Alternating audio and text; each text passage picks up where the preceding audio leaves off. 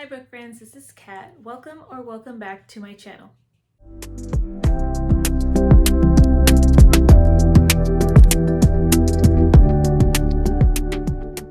Alright, today's video is another around the world vlog. I'm going to try to do better at vlogging, but I am a little slow on videos right now, and I think it's because it's the end of the school year and I don't know when this is going to come up. We will see. But I am also doing the Southern Charm Readathon and my own TBR game and some other extra reading. So we'll see how this goes. This might be the only vlog this month. Like I said, it's the end of the school year, and so all these celebrations are happening. My students are actually doing a project, which is so much fun because they are creating their own music board games, and I'll probably post some pictures here and there when they've completed it, but it's always a fun project. They get to pick their groups, and they are a very creative bunch, and already they are surprising me with how they are coming up with these ideas and everything. So that's always fun. As you know, I have a TBR game, so I like game boards or just games in general and like challenges. And anyway, that's what they're doing right now. So now let's go ahead and jump into what this video is supposed to be, which is to see what country we're going to go to next. So I don't have any expectations at all, country in particular, so maybe one already on my list. That's always nice. But here's what we're going to do, and I am implementing the rule about the regions as well. So if you saw my last video, you know what I'm talking about. Oh, that's upside down. What's this? Guyana, and that might be incorrect, but I will learn it. Let me go ahead and do a quick search and let you know where this is from. Oh, how fun. Okay, so this is actually in South America. So it's right above Brazil and next to Venezuela. I'm looking at the pictures right now, so a lot of like waterfalls, and looks like a very enchanting place. So let's see what I can find in this area. It is smaller, so it might be a little difficult for me to find, but if I can't find anything, then I guess this is where that region rule will start. We'll see. All right, I'll be back. Okay, I'm back. So that took about 10 minutes, but I found a book, and it's actually a memoir. This is called Path to Freedom, My Story of Perseverance by Conrad Taylor. So from my understanding, it is this young man, Conrad, who grows up in Guyana, and he goes to West Point, and then his return home, and how he now sees that he is in a place where is ruled by a dictatorship, and I think like he is in danger because the government didn't like that he was in the United States and might think he's a spy. That is my understanding from this summary on Storygraph. So I think it's him trying to now go back to the United States. So we'll see if I'm correct, but this is a military memoir, so to speak. So yeah, I'm excited. This is on ebook, so I can download it and start that today. It's not that long. It is about 249 pages according to Goodreads, but also Storygraph says that it's 187 pages. So somewhere in that range. This should not be a very long read. Okay, so in the meantime, I am just about to get ready for lunch, but I have been wanting to work with some of my journals. So in this, I have been working, but this is essentially a life journal, and like the little bit that I did work on was like, here's a sneak peek, but like this page and that page. So yeah, that's what I've been doing. But yeah, so I'm gonna get some lunch and then maybe spend some time reading and give you some initial thoughts on it. And then I have the whole rest of the day to, catch up on some other reading. I am buddy reading a book with Alma, and I am pretty behind actually. She is way further than me, and I feel bad because I've been putting it down, picking up other books, and it's not that it's a bad book. It is a very interesting read. It's just I have so many ideas and so many books I'm trying to get through. So I'm trying to balance as best I can, but this weekend, aside from this vlog, I will be reading that so I can catch up to where she is. But that's kind of the day. The day is kind of all up in the air right now because I'm trying to manage and balance the best I can with these books and with house stuff and even catching up in my journaling. So anyway, enough rambling. I'm gonna get some lunch and I will pop back in for another segment. Okay, y'all, I thought this was the coolest looking mushroom that we have in our backyard. There's like two more. I don't know, I just find this very fascinating because we don't normally get mushrooms, but that is pretty cool. Just wanted to share that. Watching the game this evening with the husband. Is it an intense game? Yes.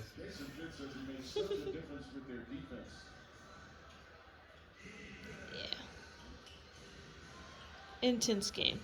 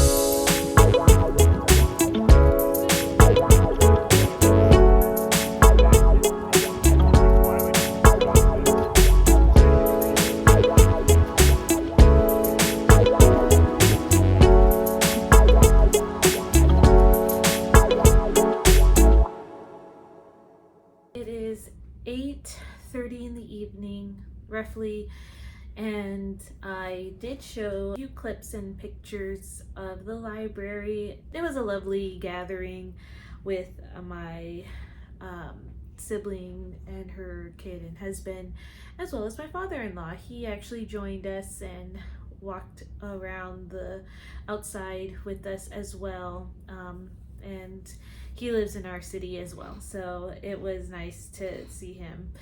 And after that, we just came home and had spaghetti, which is one of my favorite meals. I love spaghetti. And watched an episode of HGTV. They have this show called Ugliest House in America, and it always makes us laugh. So we watched an episode of that. And then I just kind of read. So this book has a lot of information. I'm almost at 40%. And it doesn't seem like a lot, but just the chock full of information feels like I've read like a lot. Conrad is at the college, and he describes his first year there at this military college, and he talks a lot about the jargon that they use there, and kind of like a pretty rough experience. And honestly, it reminded me a little bit of my first college years in the Corps of Cadets at my college. And even though I didn't experience as much as he did, I mean, he went through what we would consider hazing nowadays. And he had been a target because of him not speaking the language correctly or have any idea about American sports or just a lot of history about America. He talks about how he was basically kind of the target, and a lot of these upperclassmen just drilling him and drilling him. I don't think he mentioned anything about physical like abuse, but a lot of getting demerits, surprise room inspections, quizzed on trivia often. And so anyway, he talks about it, but he never says it as like a victim mentality. He did mention that at one breaking point he wanted to go home, but when he made the call to his mom, helped rejuvenated him to make that switch in his mind that he was not going to quit and he was going to push through. And so I'm reading right now his final year at West Point and how life is changing for him dramatically in his romantic situation as well, and just what he's learning, even some friendships that he's made. It's a hopeful story. It's the nostalgia, I guess, when I read this sometimes, because again, I haven't gone through anything as rough as he has, but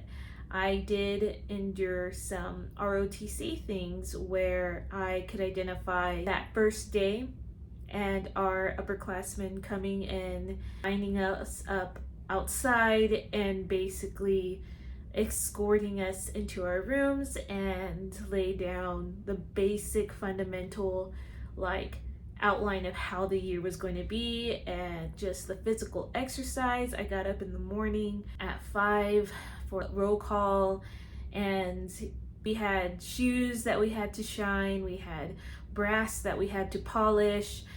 I had a specific hairstyle I had to wear, which is basically a French braid, and then I had to earn my bun, like doing my hair in a bun. And so like there were privileges, and yeah, it's just at the moment that first year it seemed like I could not see the end in sight, but by the time I finished, I just look back and see how much I've grown and accomplished, even doing that. And it's all about the mindset. I remembered my upperclassmen at the end of the year told me that they were impressed with me because they said the moment they saw me, and I was this tiny, skinny, short girl, they were like, yeah, you weren't going to last a day. They actually had bets to see how long I would last. And as cruel as that could sound, I remember beaming because yes, it was like an underdog story that I was not a quitter and I was going to make it. And of course I had a thought that I wanted to quit, but I remembered that I had great friends, great family, my faith was growing, and I was not gonna quit. And I told myself, okay, we're gonna make that switch.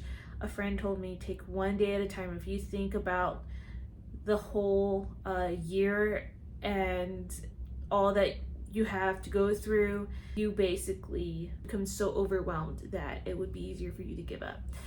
So he said that he took one day at a time. He wakes up, does what he has to do for that day, and at the end of the day, he said, I made it, and the next day is a new day. So that stuck with me, and eventually, you got to the end of the year, And so that was my experience. And so when Conrad mentioned about his first year and wanting to quit and then making that decision that he wasn't going to, and then he like tried his best at everything that he did, even if it meant getting up earlier or memorizing more, whatever the case was, he did it, and he took essentially one day at a time. And that was just, I don't know, it just made me think back on it. And some of the terminology that he's used, I found that I used back in my college years. So I don't know if I mentioned, I went to a senior military college, and I mean, you didn't have to join the military if you joined the Corps of Cadets there, but it was a pathway most took by doing the Corps of Cadets, because we were required to take classes our first 2 years in the Corps. So I did take Air Force classes, and I can't remember anything from Air Force. I just remember, like, I don't know, the classroom itself and seeing a poster of all like the planes, but I cannot tell you what plane is what. So yeah, but I can remember the uniforms we wore. That's it. So yeah, anyway, that just brought me down memory lane a little bit, and I'm enjoying his story. It's just a lot to take in, and because I'm in the middle of some other books, I am like feeling on brain overload right now. So I'm not enjoying it as much as I feel like I could if it was the only book I was reading, but he does break it up well.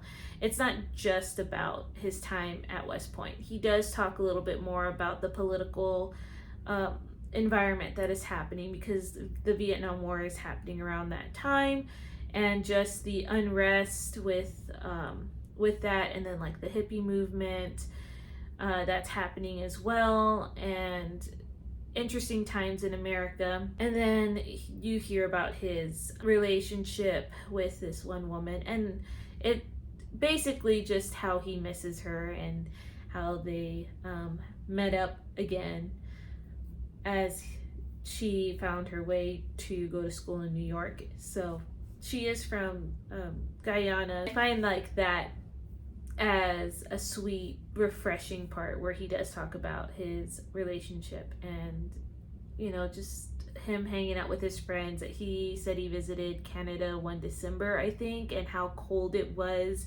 that he only ventured out like twice to go get groceries, and then stayed in the home for the remainder of his break. So yeah, so I'm enjoying it. Hopefully I can get to pretty much close done with the book, if not Monday at the latest. And I am going to get ready for bed. We do go to bed early around here. I definitely am ready in bed by 9 o'clock, because I can't stay up past 10 usually, but I like to make sure that I have ample time to just lay in bed and read. And so that's the plan. And yeah, all right, tomorrow we're going to church, and so I probably won't get on here until afterwards, but that's what we have. So I will talk to you tomorrow. Hi, good morning. It is Sunday the 5th, and yeah, I'm so tired, guys. First confession time. We did not go to the service this morning. We actually watched it online. But one of the reason why we had storms last night that just rolled in around midnight, I guess. So my husband and I woke up at around midnight, and my husband couldn't go back to sleep because of the amount of rain that we were receiving. He was concerned about. In the past, we've had issues with our backyard where there would be a lot of flooding, and actually that last time it rained so bad and we had that type of flooding, it actually flooded into our room, and we had to take up the carpet and redo the floors, and we actually like slept in a separate room while we were doing all the, I guess, the renovations in the main room and the masters. And so Anyway, so he was pretty concerned about that. So we were up until 3 o'clock this morning trying to battle the elements in a way. I helped outside a little bit as it was pouring rain. My poor husband was out there just with shovels and rakes to try to make sure the French drains weren't getting over, like flooded, like there were leaves on top, so he was making sure like the leaves were coming off, and it flooded in the garage, which is fine. I would rather it do there than our room, which thank the Lord it hadn't.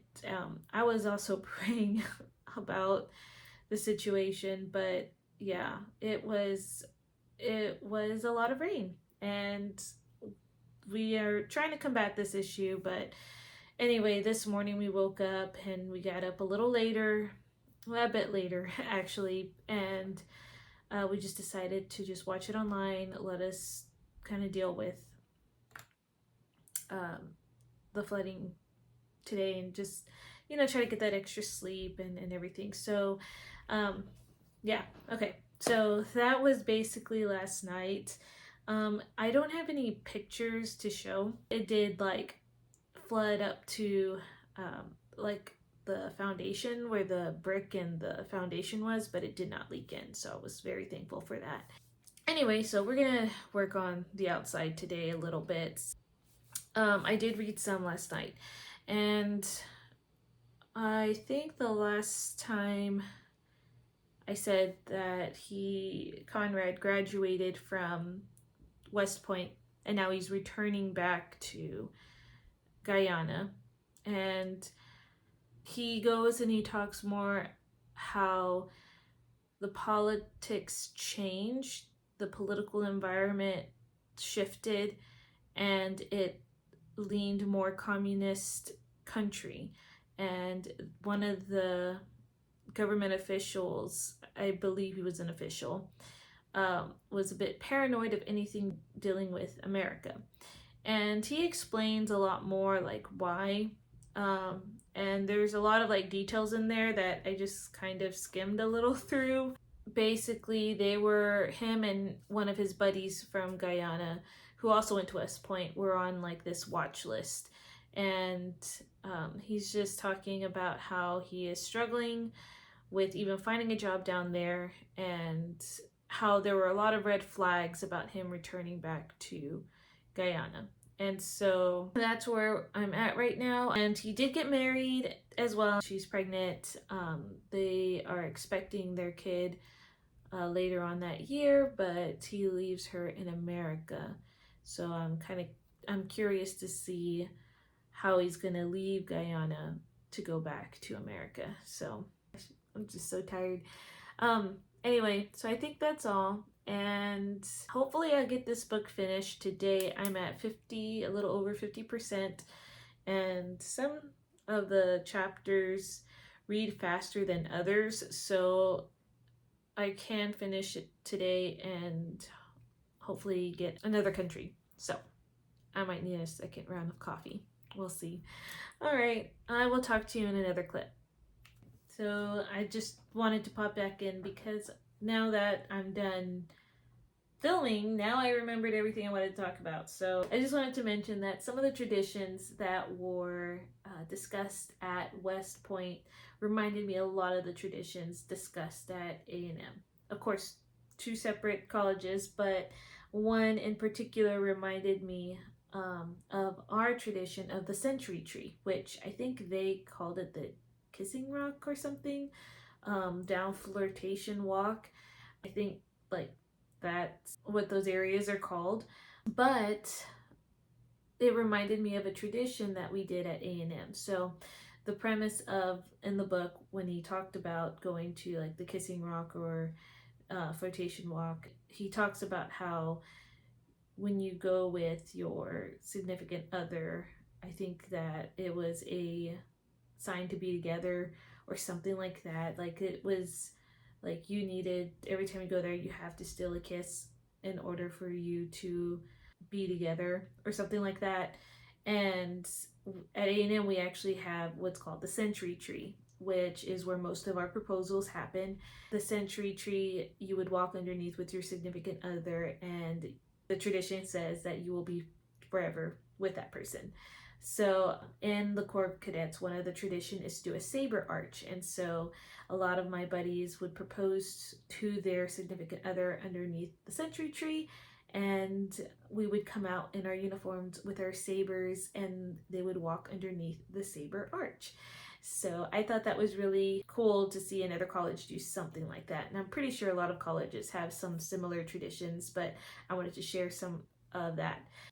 In my time at college, because I was part of the Corps of Cadets, a lot of our traditions that we did there as the college, the Corps really made sure they upheld those and were a part of all of it, because we are known as the heartbeat of our college. And so we had to make sure that we were keeping those traditions, I guess, alive.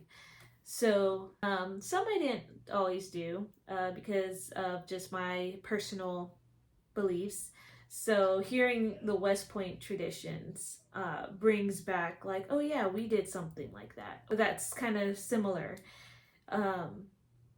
So it's definitely kind of going down memory lane a little for me. That's all I wanted to say. So now I'm going to go and probably get another cup of coffee.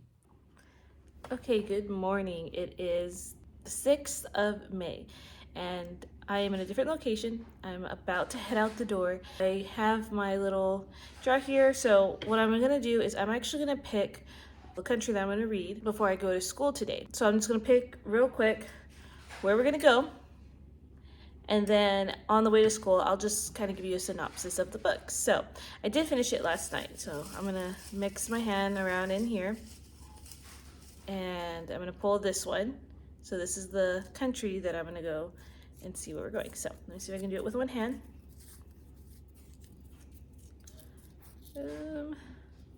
Oh, okay. So, oops. Sorry, I was struggling. Nepal. There you go. You can see it. All right. So I'm gonna go and check that during a break today. Gonna do a quick Google search, see if I can find something that I'm interested in reading that takes place in Nepal. And yeah, all right, I'm gonna go head out the door. I'm subbing today for an art class, so that would be fun. A lot of them are my students anyway, so I will be teaching 6th grade art today. And during my planning break, since I already have my things planned out, I'll use that to try to see if I can find a book set in Nepal. But all right, I will see you a bit in the car. Okay, so we're back in the car, and sorry if the camera moves a lot in this shot. I don't have the best phone holder thing in the car. Anyway, let me go ahead and back up and talk about the book that I finished yesterday. So the second part of the book talks about Conrad's life in Guyana during this political upheaval, and how he just gets wronged in his job security and just being recognized as a military person, actually like an officer. I think he was essentially demoted or not even recognized at his 4-year degree at West Point, which is very frustrating because of everything that he did endure and him wanting to come back to his country to help it, essentially. He was so optimistic, only to come back to the country not recognized at all, and they essentially don't want you in that military unless you went through their basic training. And I don't know, just it's the injustice of it. And you know, on top of that, his wife and soon to be kid is, you know, in America, and he's, you know, trying to find a job to support them. So, you know, overall, like, he's keeping his head up. He's really trying to provide for his family, trying to help his country, and has a sense of nationalism there, and and then this happened. So that was kind of frustrating to read about. Then the second part is, them talking about going to freedom. They're trying to escape back to America because eventually his wife does meet him in Guyana and they try to flee to America. But how difficult that is because he is on the watch list. So I think I would have really liked this book had I had it in physical form. I like to, especially with all the names and all the different abbreviations for the different political parties and everything, I would have liked to marked it or had some sort of system to where I'm like, okay, this is who this person is, because it was a lot of information. Also, reading it in the span of 2 days like I did, probably not a great idea. If you're a history lover and you love to know what is happening, not only socially but politically, or you have a fascination with memoirs, I think this is a really great memoir to read. So I would recommend that. But just don't try to read it in 2 days like I did, because I feel like this definitely needed a more thorough time to slow down and read it. I think I would have enjoyed my time a little better. Overall, I mean, I did enjoy the read of the book. I did enjoy reading Conrad's story, and it is an amazing story. So there you go. That's my update. I will pop in after school to let you know what I have found. And yeah. Alright, talk to you later. Okay, hi. It is after work, and I actually went to the library because I did pick up the book. And so this is the book. It's called Stillness and Storm by Michelle Phoenix. And I said Michelle because it has a little accent mark right there. I don't know if that's how you pronounce it, but Michelle, I guess. And so this is the book that I'm going to be reading, and it is set in Nepal. It says, it took Lauren and her husband 10 years to achieve their dream, reaching primitive tribes in remote regions of Nepal. But while Sam treks into the Himalayas for weeks at a time, finding passion and purpose in his work among the needy, Lauren and their son Ryan stay behind, their daily reality more taxing than inspiring. For them, what started as a calling begins to feel like the family's undoing. At the peak of her isolation and disillusion, a friend from Lauren's past enters her life again, but as her communication with Aiden intensifies, so does the tension of coping with the present while re-engaging with the past. It's 13-year-old Ryan who most keenly bears the brunt of her distraction. Intimate and bold, of Stillness and Storm weaves profound dilemmas into a tale of troubled love and honorable intentions gone awry. So normally I wouldn't pick something like this up, but it does say here it's Christian fiction. Curious to see how that all plays into this. I'm hoping that it's a good book, and I'm curious because I don't think I've had a Christian fiction book in this challenge yet, like it being advertised as that. So yeah, we'll see. But now I am going to head home. I will see you guys in another segment. So this is a different room that we're in. Actually, we're in my bedroom, but in the corner of it. I am on page 103 in this book, which is chapter 5. And this is a large print copy, so that's why it looks really thick. But it also reads fast. So this story begins in the present day, which is basically the woman's name is Lauren. That's the perspective you're reading from. And she is in this village in Nepal. And I think it's actually the main village, Kathmandu. I believe it's how you say it. And her husband is not with her or her son. She has a son named Ryan, and her husband Sam is actually traveled into the Himalayas, and he's reaching out to these group of people. and he's gone for like weeks at a time. And so she kind of talks about their life there in Nepal and how their living conditions and how there's like power outages, and kind of goes through her routine with some of that. And you kind of go back to the past in like the next chapter, and it talks about how she met Sam. And so it's like a back and forth sort of deal. So anyway, as you're uncovering a little bit more about this family, there's some struggles that are going on, and right off the bat it tells you like the struggles that Lauren is having. Her son right now is on academic probation. He tends to be a little disrespectful. He's like this 13-year-old, and there's a lot of this anger that he is having, and he's having a hard time adjusting. Plus, dad's not in the picture all the time because the dad's always traveling back and forth for weeks at a time to go and minister to these people. So there's some issues there. And then that Lauren and her husband are kind of having issues, and the issues being that I think Lauren, from my understanding, is having doubts about this calling, single parenting Ryan a lot.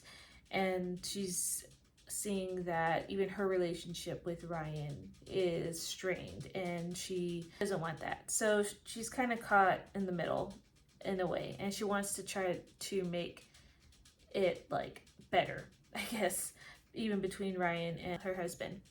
So early on in that first paragraph, it talks about how Lauren, she gets a Facebook account. Then out of the blue, she gets a pop-up message from a guy named Aiden. So we don't know anything about Aiden right now, except that there was some kind of history. And I'm sorry if you hear that. TV's kind of loud, sorry. Anyway, he gets this message from Aiden, who's basically wanting to catch up, and there's some history there. There's just a lot of things in here where I'm very curious, because it has some things in here where I'm not really sure where we're gonna go with it. Like, they talk about wives being obedient and submission, and how that is a hot topic, especially when Lauren mentions like her friend during one of the theology classes that they took was very like adamant about how that was such an old way of thinking, and that we're 21st century, and very anti that, at least from her friend's point of view, not really Lauren's point of view, but that topic was brought up. And so it made me think, what does true submission and true obedience looks like? Wives, submit to your husbands, obey your husbands, and how like, yes, that can be taken out of context and be used by just relationships to where it's like very dictatorship, kind of like we have no say. And that's not at all what that verse means. It means it's all with the focus of like, cherish your wife how Christ loves the church. And obedience and submission doesn't mean to follow blindly at all. And it means to put your own selfish desires down. And first and foremost, we submit to the Lord. When we become Christians, we cast aside the old man. We cast aside our own way of living, our own selfish desires, and we submit to His will. The understanding of, because He knows what's the best for us, because He knows what's good for us. It's really a freeing moment, because He's going to have the best intentions for you. He's going to take care of you. He's going to provide for you. So when you submit that to Him, you know that you're in good hands. If I'm just going to do what I want to do, I don't know what's the best intentions for my life. I can only say like, this is what I feel like in the moment, but later on it may not be the best thing. And so when you're joined together with each other, it's a give and take in marriage with that understanding. That's why we shouldn't be yoked with unbelievers, because it does make it harder.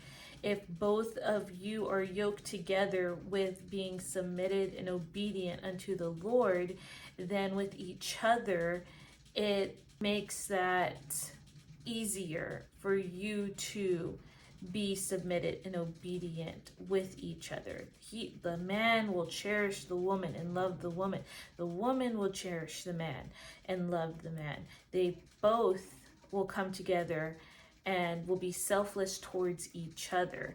And people sometimes get hung up with the vows and say submission and obedience. Why does only the woman say that? And the woman does say it, but the man's vows is love and cherish. So with the same of intentions. And I'm trying not to get all theological in this video, but that's just the strong feelings that I'm having.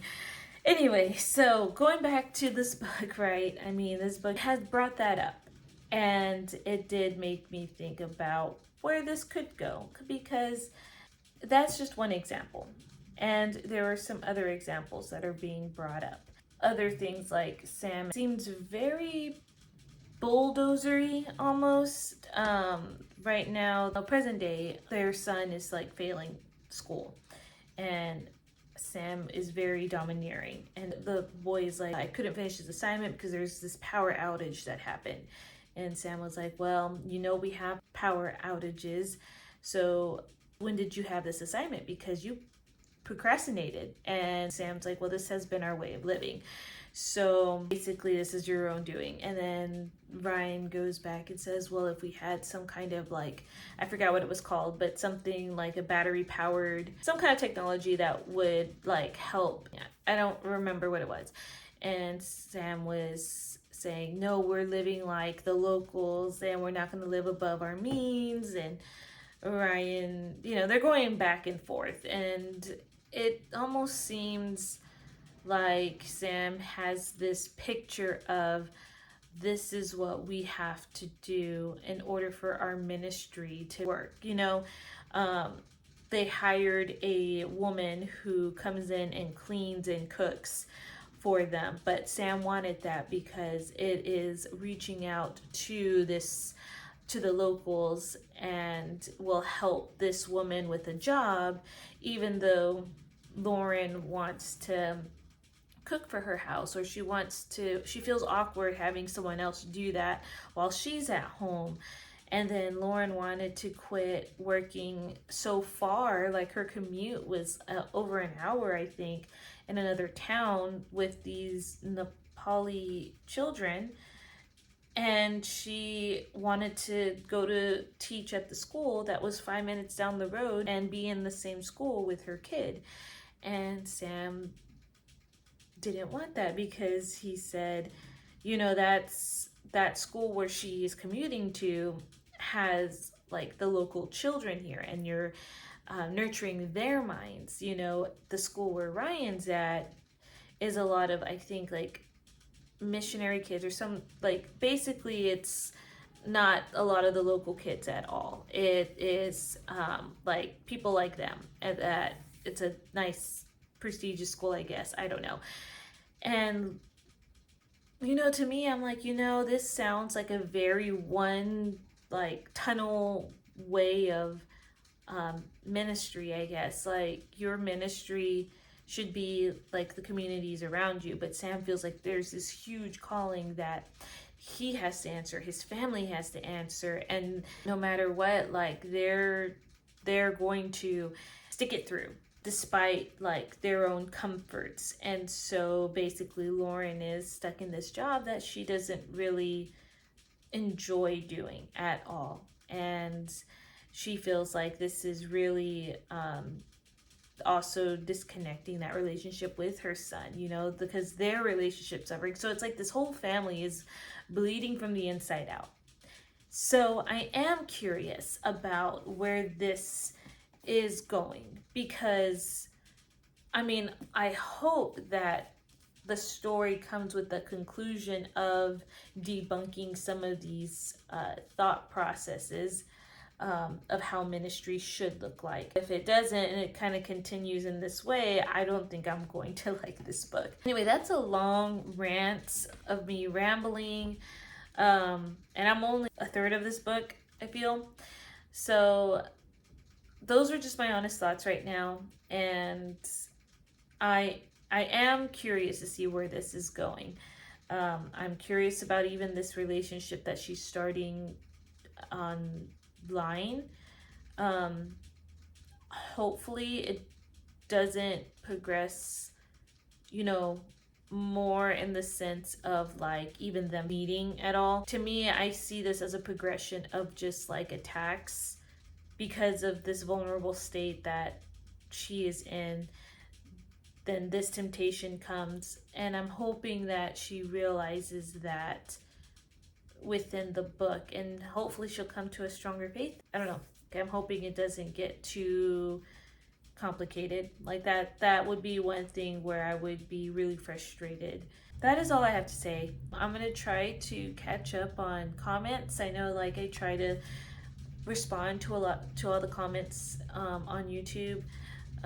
So there are quite a few that I haven't responded back yet, so I'll probably do that. I will talk to you guys in another clip. Okay, good morning. It is May the 8th and it is a Wednesday. I just wanted to update you on this really quick. But before I do that, if you hear any music in the background, I am babysitting my nephew. And right now, he has like a video playing. It's just fruit that dances to music. And so he kind of watches it, but he kind of plays with like some of the toys I have for him. But we're in the living room, but he's, playing in there. And I'm just kind of watching him. So anyway, you might hear him in the background. I'll try to edit as much as I can out. So yes, okay, so I'm on page 265. Pretty far. I have about that much left, so I will finish it today.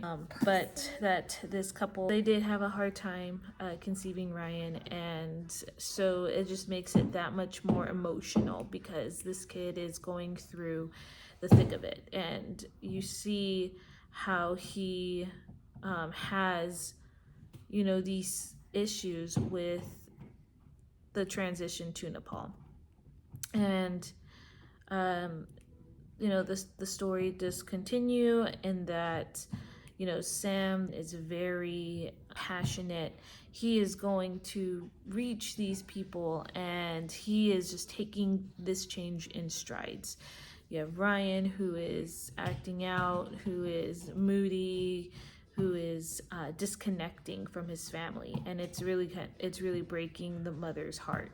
And you got Sam and then you got Ryan, and they're just butting heads anytime Sam is home, because Sam he comes home for a week, and in 3 weeks he's gone ministering in the mountains, so he's really kind of absent in a lot of this.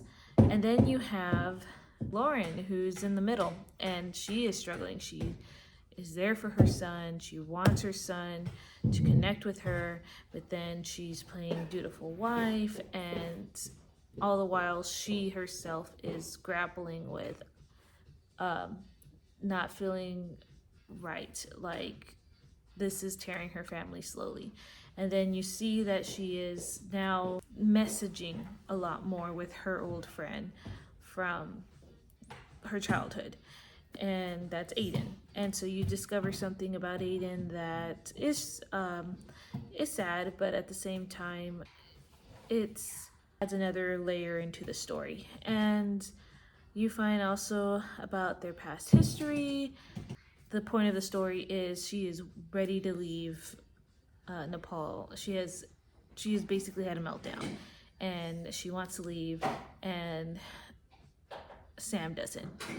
So I am very infuriated with the husband at this point, because though he came in with a heart of wanting to serve the Lord, he is very much adamant that this is the place where his whole family needs to be, and he seems to be neglecting, or at least is blinded by not seeing how this is affecting his family. Like, he's saying, well, you just need more time. Well, he needs more time. We're progressing because there hasn't been issues. And she's trying to tell him, just because there hasn't been new issues that are arising doesn't mean that everything is okay. So I am very frustrated with this way of thinking that this is right for our family because it's doing this good cause. And it's like, it may be doing a good cause, but it may not be right for the family here. So there's an opportunity for her to go back to the States, and she said, you know, it's only 3 weeks max, but there's 2 weeks, but 2 weeks minimum where we can go to the States, we can see your family, I can see my family. I think it's been over 2 years already, and her husband says, we agreed to stay here for 4 years and at minimum. And she said this was actually a gift by a friend of hers and some I think college friends, and they pulled together their resources and they paid for our trip back home. And she said this would be good even for our son who is struggling over here. And yet husband is saying it's the principle. There are times where you shouldn't let the principle get in the way of what truly matters.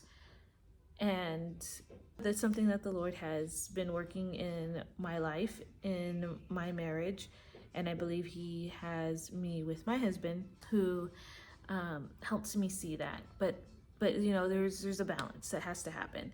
But I'm also frustrated with Lauren too, because she's keeping up with this email correspondence with a friend that, and she hasn't even told her husband about this either.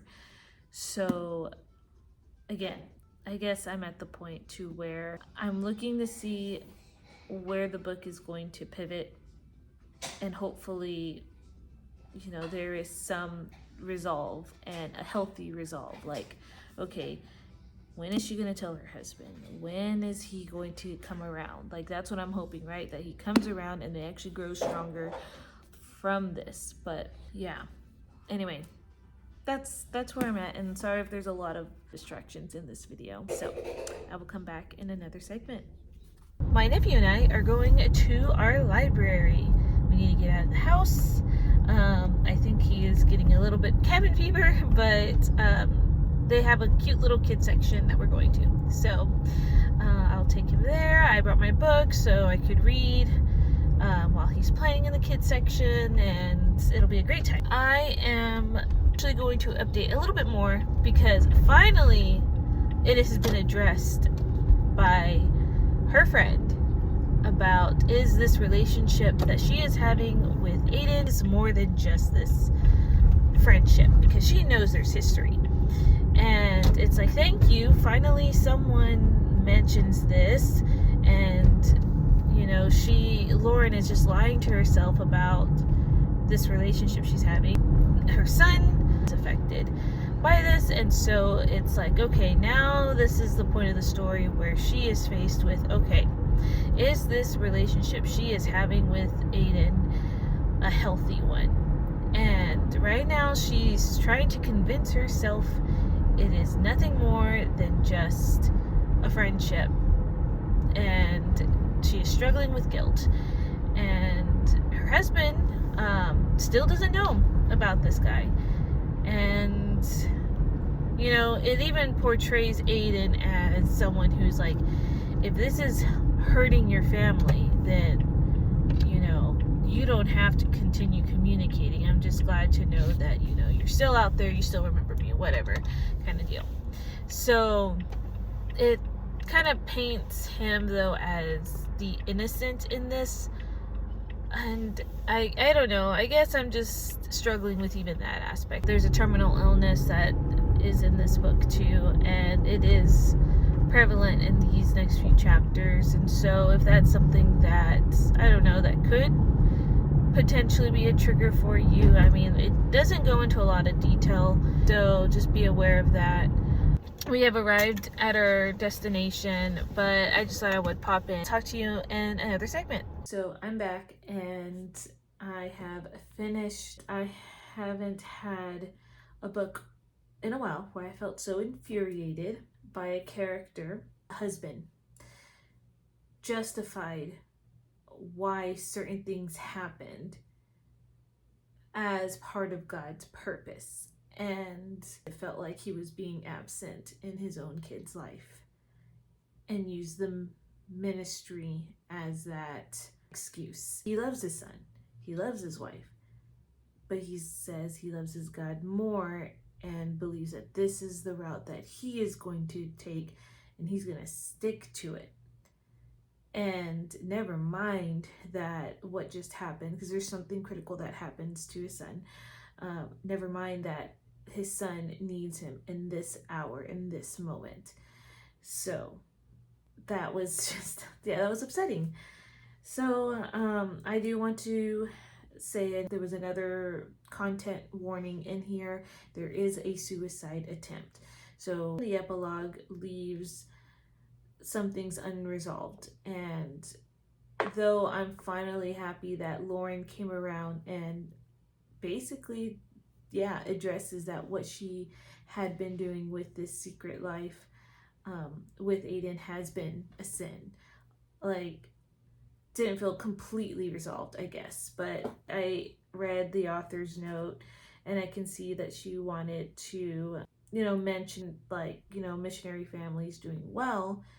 But she also sees ministry families where children have suffered, like Ryan in this case. They don't really understand, and a lot of times the overuse of this is God's will, this is what He wants for us, and really downplaying the need to recognize that your family is struggling, your marriage is struggling, and that in and of itself is a ministry too that you do need to protect and to safeguard, and not brushing that away for the sake of many, I guess. And so just difference in looking, like some people would, like in this book, Lauren said one of the things that drew her to her husband was his faith. She says that she recognizes that that was a quality that she did like. However, his unwavering was, I think, misplaced.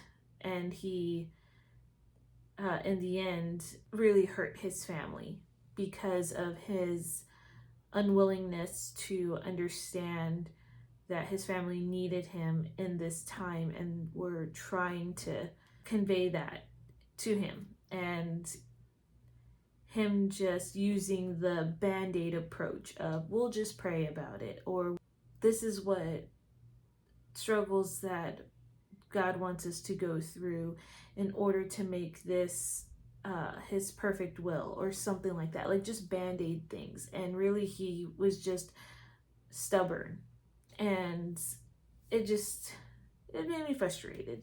So anyway, didn't mean to be a downer for that, but yeah, I will tell you what I rated this after I'm done writing my review and contemplated a little bit more about this. But you can always look on Goodreads or Storygraph to see more of that. I'm done rambling. We're done with Nepal. I will see you guys in another video. Bye.